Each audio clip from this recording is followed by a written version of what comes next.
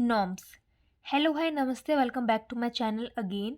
और जैसे कि मैं आप सबको बता दूं कि हमारी साइकोलॉजिकल टेस्टिंग की सीरीज़ चल रही है और उसके काफ़ी सारे ऑलरेडी लेक्चर्स अपलोड हो चुके हैं और आज हम पढ़ने वाले हैं norms. So let's get started without any further delay. So देखते हैं नॉर्म्स क्या होते हैं। Norms, what are norms and discuss any 3 types of norms in detail. ठीक है, टाइप्स पढ़ेंगे और नॉर्म्स पढ़ेंगे, ठीक है, और methods. A norm represents a typical level of performance for a particular group.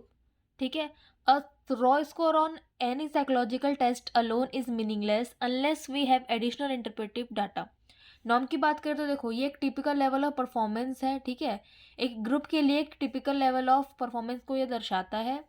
A raw score on any psychological test, किसी भी साइकोलॉजिकल टेस्ट में रॉ स्कोर अकेला मीनिंगलेस है, उसमें कुछ ना कुछ इंटरप्रिटेटिव डाटा डालना पड़ेगा। फॉर एग्जाम्पल, अगर आपने कोई भी टेस्ट किया, ठीक है, अब उस टेस्ट में आपका वैल्यू आया 60 to 80 के बीच में। अब हमको सिर्फ यही पता है कि हमारा स्कोर 60 और 80 के बीच में, फॉर एग्जाम्पल 68 आ रहा है मेरा 60 to 80 के बीच में। ठीक है, हमको स्कोर पता चल गया, लेकिन सिर्फ स्कोर से क्या पता चल रहा है, हमको कुछ भी पता नहीं चल रहा। भाई, उसको जब तक हम इंटरप्रेटिव डाटा ऐड नहीं करें, मतलब इंटरप्रिटेशन ना करें उसका, तो फिर फायदा क्या है उस रॉ स्कोर का, है ना। So the score on psychological tests are most commonly interpreted by reference to norms that represent the test performance of a standardized sample. Norms are empirically established by determining what person in a representative group actually do on a test. In order to ascertain more precisely the individual's exact position with the reference to the standardized sample, the raw score is converted into some relative measure. ठीक है, जो raw score है, ठीक है, उसको हम एक relative major में कन्वर्ट कर देते हैं। यहाँ पे हमेशा कन्वर्ट का बात आएगी, देखना, हम रॉ स्कोर को किसी ना किसी में, किसी चीज़ में कन्वर्ट करेंगे ताकि हम उसमें एडिशनल इंटरप्रिटेटिव डाटा जोड़ सकें, जिससे हम उससे कुछ मीनिंगफुल निकाल सकें। ठीक है, अब this derived scores serve two purposes. देखो, they indicate the individual's relative standing in the normative sample and facilitate the evolution of the performance. ये थोड़ा सा स्टैंडर्ड एविएशन जैसा है। देखो, they indicate the individual's relative standing. ठीक है, relative standing देखो, किसी इंडिविजुअल की किसी ग्रुप पे, किसी सैंपल में भाई उसको क्या परफॉर्मेंस है और उसकी कौन सी स्टैंडिंग, कहाँ वो स्टैंड कर रहा है। ठीक है, फॉर एग्जांपल हम लोग एक टेस्ट कर रहे हैं जिसमें हमने एक आईक्यू वाला ग्रुप लिया है। ठीक है, अब उस आईक्यू वाले ग्रुप सैंपल में एक इंडिविजुअल का, कोई भी एक इंडिविजुअल का रिलेटिव स्टैंडिंग क्या है in terms of any test, मतलब अगर मैं इंटेलिजेंस टेस्ट की बात करूँ तो आईक्यू में। ठीक है, सो रिलेटिव स्टैंडिंग बताता है वो इंडिविजुअल की इन अ नॉर्मेटिव सैंपल। ठीक है, एंड फैसिलिटेट करता है to the evaluation of the performance. ठीक है, they provide comparable measures that permit a direct comparison of individuals' performance on different tests. ठीक है, according to Green, the matter of securing norms that facilitate the interpretation of the test result is undoubtedly the most important phase of the standardization. Without norms, test score cannot be interpreted. अब ये तो देखो, सीधी सी बात है, green ने कितनी बढ़िया बात की है कि ये सिक्योरिंग, देख, ये एक मैटर ऑफ सिक्योरिंग है। अगर एक टेस्ट में, ठीक है, अगर एक स्टैंडर्डाइजेशन हमने जो पढ़ा था, वही वाली सीरीज चल रही है ना।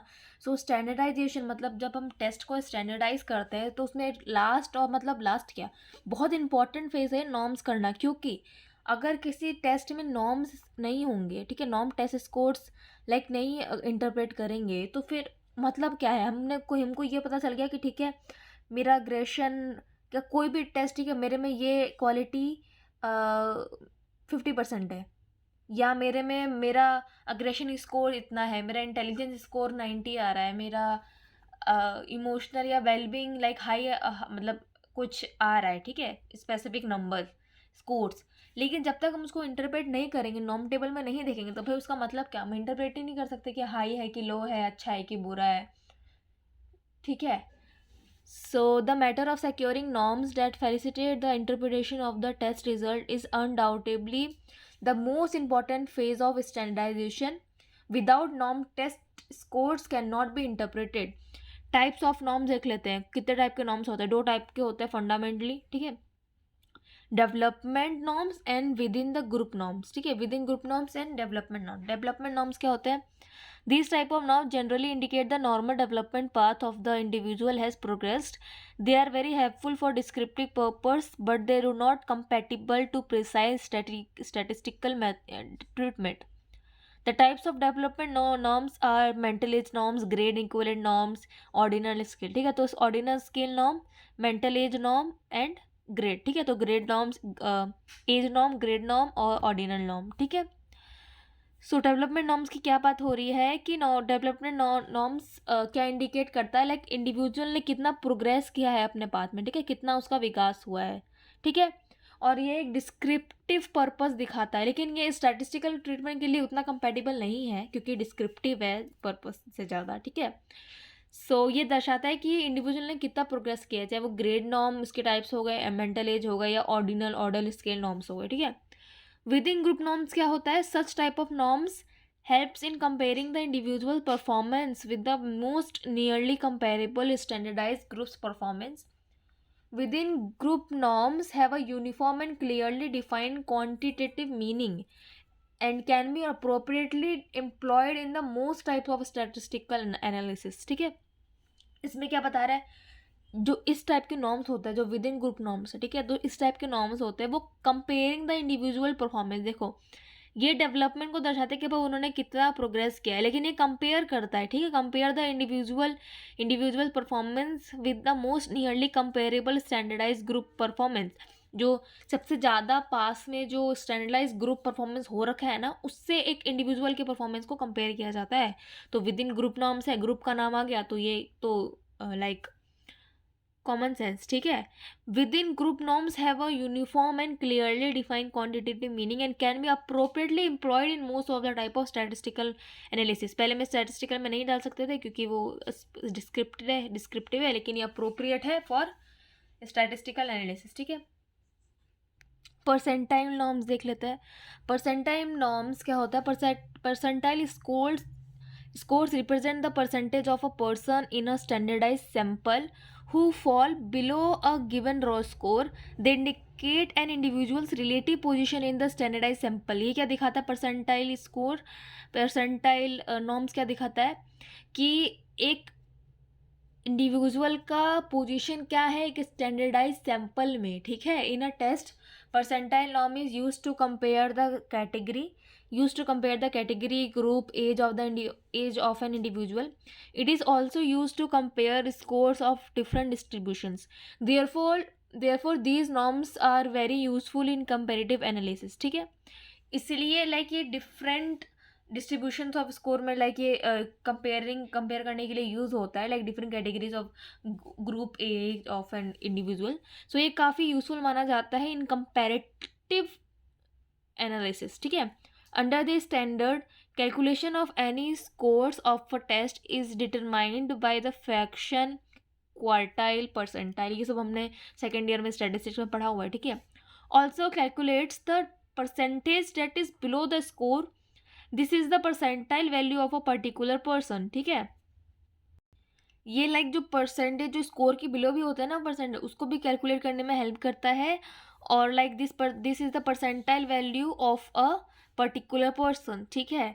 And this is also understood by the ethical judgement test of Durganand Sinha and Meera Verma ने दिया था ये एथिकल जजमेंट टेस्ट, ठीक है, परसेंटाइल नॉर्म्स के बारे में।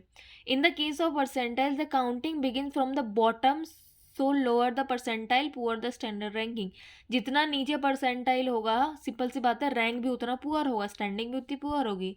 ये एक एग्जांपल दे रखा है, आप देख सकते हैं। एज ग्रुप है लाइक 6 से 7 साल, 8 से 9 साल, 10 से 11 साल, ठीक है। परसेंटाइल वैल्यू है, डिस्क्रिप्शन है अलग अलग, ठीक है, कि अगर ये इस एज में ये स्कोर्स हैं तो उसकी परसेंटाइल वैल्यू ये आएगी, ठीक है।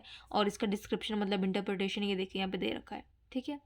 सो कुछ इस तरीके से होता है, ये एज ग्रुप वाला है, ठीक है। स्टैंडर्ड स्कोर नॉर्म्स क्या होते हैं, ठीक है। Standard score expresses the individual distance from the mean in terms of standard deviation of the distribution. Standard score क्या दिखाता है कि एक इंडिविजुअल कितना दूर है, स्टैंडर्ड डेविएशन, एक देखो एक इंडिविजुअल का डिस्टेंस बताता है कि उसका मीन कितना दूर है, ठीक है, उसमें कितना डिस्टेंस है, मीन से उसका कितना डिस्टेंस है to standard deviation of the distribution, ठीक है। They are obtained by linear and non linear transformation of the original raw scores. T scores and Z scores are known as a standard score. T score और Z score ये जब मैं standard score के का lecture लाऊंगी उसमें आएगा, ठीक है, उसमें टाइप्स ऑफ स्कोर्स में आएगा टी स्कोर और जेड स्कोर। तो टी स्कोर और जेड स्कोर क्या होते हैं, स्टैंडर्ड स्कोर्स होते हैं। Standard scores norm consider a person scores और to provide the basis of deliberation, ठीक है। These norms perform the dissemination of scores of a particular group by Z score norms based on the normalized group, ठीक है। अब under the collective intelligence test, ये परमिला आहूजा ने दिया था collective intelligence test CIT, the standard scores of the childrens between the age of 9 से 13 साल के बच्चों के बीच में are express as the Z scores और सिग्मा स्कोर्स। 9 से 13 साल के बच्चे के बीच में इन्होंने कुछ स्कोर्स दिए हैं जो कि जेड स्कोर्स है और सिग्मा स्कोर्स जिनको कहा गया है। एक टेस्ट हुआ था, टेस्ट बनाया था परमिला आहूजा ने, ठीक है, कलेक्टिव इंटेलिजेंस टेस्ट में कैसे दे रखा है, देखो जेड स्कोर नेगेटिव और माइनस में मतलब माइनस, नेगेटिव एंड पॉजिटिव वाले में दे रखा है, ठीक है। प्लस में डेविएशन ऑफ द स्कोर देखो ये है, ठीक है, ये इसके जेड स्कोर है नेगेटिव में और ये इसके पॉजिटिव में वैल्यू है, ठीक है। In addition to the Z score standard norms can also be expressed by sten score norms, ठीक है। देखो अब हमने क्या किया, ढंग से देखो, स्टैंडर्ड स्कोर की हम बात कर रहे थे, ठीक है। स्टैंडर्ड स्कोर में क्या बात आई, स्टैंडर्ड स्कोर में जेड स्कोर की बात आई, उसके बाद स्टैन स्कोर आएगा, ठीक है। तो जेड स्कोर देख लिया, स्टैन स्कोर क्या होता है, sten score norms the first attempt was by Raymond Cattell ने दिया था ये sten score, converted into raw score into sten score. A person can score up to 10 in score 10 scores, ठीक है, 10 तक ये स्कोर कर सकता है इसमें एक इंडिविजुअल, एक person. Hence the average score of the scale is 5.5 of course, ठीक है। Average score, high score and low scores of the variance are pointed at the points of 4, 5, 6, 7 and 8, 9, 10 and 1, 2, 3 respectively. The mean of these scores is 5 and standard deviation is 2, ठीक है, ऐसे है। For example sten score of Hindi conversion of Indian forms, ठीक है। तो अगर हम example देखें तो sten norms of Hindi conversion of Indian norms known as the Kapoor of the format E of Cattell's 16 PF questionnaire is presented as for, देखो 16 PF की यहाँ बात हो रही है, ठीक है। स्टैंड स्कोर में एग्जाम्पल क्या आया 16 PF का, कैटल 16 PF किन्होंने दिया था, याद कर लो, रेमंड कैटल ने दिया था, ठीक है, जिन्होंने रॉ स्कोर को स्टैंड स्कोर में जरूर मतलब कन्वर्ट किया था। स्टैन स्कोर कुछ ऐसा दिखता है, हम सबने प्रैक्टिकल कर रखा है स्टैन स्कोर वाला, ठीक है। स्टैन स्कोर वाला कुछ ऐसा होता है, ठीक है, मीन दिया होता है, स्टैंडर्ड डेविएशन दिया होता है, ठीक है, ये दिया होता है पूरे में, ठीक है। 16 PF की बात हो रही है यहाँ पे, ओके। अब देखते हैं स्टेनाइन स्कोर नॉर्म्स क्या होते हैं। This scores norm are based on the 4 points and this points move from lower to higher order under this norm. Similar difference from the entire scale are displayed. For example, it is being presented through Chatterjee's abundant priority form 962, ठीक है। अब देखो standard score किसने दिया था, Chatterjee abundant priority form. Standard score कुछ इस type का होता है, ये भी हमने किया नहीं है, ठीक है, इसका प्रैक्टिकल भी हुआ नहीं, ये कुछ इस टाइप का होता है, ठीक है। देखो तो सबसे पहले हमने क्या देखा था, परसेंटाइल नॉर्म देखा कि उसके स्टैंडिंग का है वो बताता है। एथिकल जजमेंट टेस्ट हुआ था दुर्गानंद सिन्हा ने, हमने कुछ ऐसा देखा, ठीक है। दूसरा पढ़ा स्टैंडर्ड स्कोर के, स्टैंडर्ड स्कोर क्या होता है, कलेक्टिव इंटेलिजेंस टेस्ट हुआ था परमिला आहूजा ने, इसमें जेड स्कोर के बारे में बताया स्टैंडर्ड स्कोर में, फिर स्टैंड स्कोर के बारे में बताया, फिर स्टैंड स्कोर्स के बारे में बताया, ठीक है। अब देखते हैं टी स्कोर, जेड स्कोर हो गया, स्टैंड स्कोर हो गया, स्टैंड स्कोर हो गया, टी स्कोर नॉर्म्स क्या होता है। McCall suggested the use of T score norms in psychological testing, ठीक है। मैकॉल ने सजेस्ट किया था टी स्कोर नॉर्म्स के बारे में। The mean and the standard deviation of the score norms is 50 and 10, ठीक है, respectively. For example the T score norm obtain on Ojha and रे चौधरीज वर्बल इंटेलिजेंट टेस्ट, ठीक है। अब देखो टी स्कोर में क्या बात हो रही है, टी स्कोर में मतलब होता है कि मैकॉल ने पहली बार सजेस्ट किया था, ठीक है, और ये जो मीन और जो डेविएशन होता है स्कोर का वो 10 और 50 और 10 होता है, ठीक है। और एग्जाम्पल में ओझा एंड रे चौधरी का ने टेस्ट किया था वर्बल इंटेलिजेंस टेस्ट, उसका ये एग्जाम्पल है टी स्कोर नॉर्म का। ठीक है, अब देखते हैं इंटेलिजेंट क्वेश्चन डेविएशन नॉर्म्स। ठीक है, अब देखो इसका टाइम ड्यूरेशन थोड़ा ज़्यादा हो रहा है, तो उसका टाइम ड्यूरेशन ज़्यादा हो रहा है, सो हम इसको नेक्स्ट वीडियो में कवर करेंगे। So if you are watching till now, thank you so much for watching. Next video में हम देखेंगे intelligent question variation deviation norms, grade norms पढ़ेंगे। ठीक है, types of grade norms, age norm, ठीक है, और टाइप्स ऑफ एज नॉर्म, ये सब पढ़ेंगे। ठीक है, सो एज नॉर्म और ग्रेड नॉर्म्स, इंटेलिजेंस, यही सब बचा है मेनली, ज़्यादा कुछ नहीं बचा है अब हमारा। ठीक है, सो इसका पार्ट थर्ड इसके बाद जल्दी अपलोड होगा, so stay tuned and thank you so much for watching. Thank you, bye.